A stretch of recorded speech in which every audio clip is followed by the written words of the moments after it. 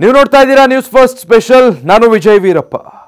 ಸಿಂಹ, ಆನೆ, ತೋಳಗಳಂತಹ ಅಪಾಯಕಾರಿ ಪ್ರಾಣಿಗಳಿಂದ ತುಂಬಿ ತುಳುಕ್ತಾ ಇರೋ ಕಾಡಲ್ಲಿ ನಾವು ನೀವೇನಾದರೂ ತಪ್ಪಿಸ್ಕೊಂಡ್ರೆ ಯಪ್ಪ, ಇಮ್ಯಾಜಿನ್ ಮಾಡ್ಕೊಳ್ಳೋದು ಕಷ್ಟ ಅಲ್ವಾ?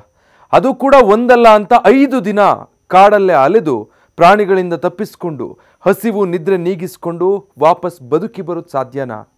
ಏನೋ ಸಿನಿಮಾಗಳಲ್ಲಿ ಸಾಧ್ಯ ಅನ್ಬೋದಷ್ಟೇ, ಬಿಟ್ಟರೆ ರಿಯಲ್ನಲ್ಲಿ ಸಾಧ್ಯ ಇಲ್ಲ ಬಿಡಿ ಅಂತೀರಾ ಅಲ್ವಾ? ಆದರೆ ಇಲ್ಲಿ ಕೇವಲ 8 ವರ್ಷದ ಬಾಲಕನೊಬ್ಬ ಈ ರೀತಿ ಘೋರ ಮೃಗಗಳ ಕಾಡಲ್ಲಿ 5 ದಿನ ಕಳೆದು ಜೀವಂತವಾಗಿ ಹೊರಬಂದಿದ್ದಾನೆ. ಜಿಂಬಾಬ್ವೆಯ ಮಳೆಕಾಡು ಮೀಸಲು ಪ್ರದೇಶಗಳಲ್ಲಿ ಹೀಗೆ ನಾಪತ್ತೆಯಾಗಿದ್ದ ಬಾಲಕನೊಬ್ಬ 5 ದಿನಗಳ ಕಾಲ ಕಾಡಲ್ಲಿ ಕೇವಲ ಹಣ್ಣುಗಳನ್ನು ತಿಂದು ಆತನೇ ನೀರಿನ ಮೂಲಗಳನ್ನು ಹುಡುಕೊಂಡು ನೀರನ್ನು ಕುಡಿದಿದ್ದಾನೆ. ಟಿನೋಟೆಂಡಾ ಪುಂಡು ಎಂಬ ಬಾಲಕ ಡಿಸೆಂಬರ್ 27ನೇ ತಾರೀಕು ಜಿಂಬಾಬ್ವೆಯ ತನ್ನ ಹಳ್ಳಿಯಿಂದ ಅಲೆದಾಡ್ತಾ ಕಳೆದು ಹೋಗಿದ್ದ. ಈತ ಕಳೆದು ಹೋಗಿದ್ದ ಮಾಟುಸಾಡೋನಾ ಗೇಮ್ ಪಾರ್ಕ್ ಸುಮಾರು 40 ಸಿಂಹಗಳನ್ನು ಹೊಂದಿರುವಂಥ ಕಾಡು. ಒಂದು ಹಂತದಲ್ಲಿ ಇದು ಆಫ್ರಿಕಾದಲ್ಲೇ ಅತಿ ಹೆಚ್ಚು ಸಿಂಹಗಳ ಸಂಖ್ಯೆಯ ಸಾಂದ್ರತೆಯನ್ನು ಹೊಂದಿದ್ದ ಕಾಡು.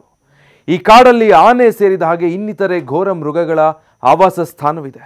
ಆದರೆ ಈ ಕಾಡಲ್ಲಿ ಕಳೆದು ಹೋಗಿದ್ದ ಬಾಲಕ 5 ದಿನಗಳಲ್ಲಿ ಸುಮಾರು 30 ಮೈಲುಗಳು ಅಂದರೆ 50 ಕಿಲೋಮೀಟರ್ ದೂರದಲ್ಲಿ ಸುತ್ತಾಡಿ ಮಾಟುಸಾಡೋನಾ ರಾಷ್ಟ್ರೀಯ ಉದ್ಯಾನವನದಲ್ಲಿ ಜೀವಂತವಾಗಿ ಕಂಡುಬಂದಿದ್ದಾನೆ.